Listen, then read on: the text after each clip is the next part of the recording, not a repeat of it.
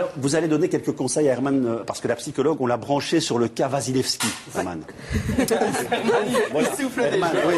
Herman souffle déjà en disant quoi. Mais vous voyez l'élégance féminine avec cela, Herman, je suis sûr qu'on peut arriver à des résultats. Bon, alors, c'est en effet le cas Vasilevski qui vous intéresse, ma chère Sophie. Il vous intéresse à cause de son comportement. L'agressivité est très présente sur le terrain de foot, c'est pas le seul exemple. Non, là, chez lui, elle est un peu débordante. Oui, un petit peu exacerbée.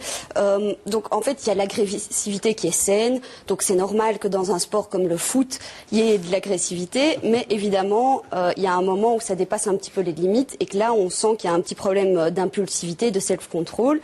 Et donc, Vasilevski, c'est quand même un des exemples le plus frappants. Du mal à le canaliser et à contenir ce genre de comportement, tant lors des matchs que des entraînements. Hein. Oui, alors, bon, c'est vrai qu'on a revu les images.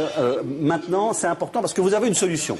Herman, elle a une solution au travers de ce qui se passe chez ce garçon, qui a une impulsivité. Ben, vous dites ici, allez, moi je vais proposer quelque chose de sympa. On va essayer d'être optimiste, trouver une solution, et c'est le tableau de renforcement positif. Alors, expliquez-nous ce qu'est le tableau de renforcement positif qui devra prendre sa place dans le vestiaire très rapidement. Le tableau Ariel.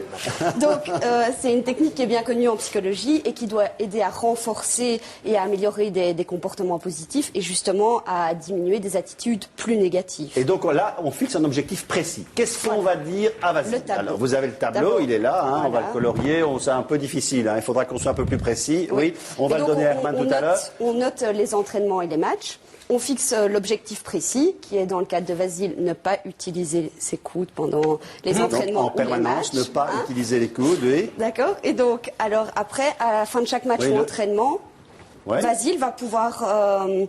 on va faire un petit bilan et alors il va pouvoir mettre un grand soleil jaune. C'est un psy qu'il lui faut, parce que si tu penses qu'il va arrêter de mettre des coups de coude avec ton truc... Il s'est bien comporté et bien contenu. Et par contre... Oui, Stéphane, on laisse. S'il a joué du coude, eh bien, il va mettre... un gros nuage noir.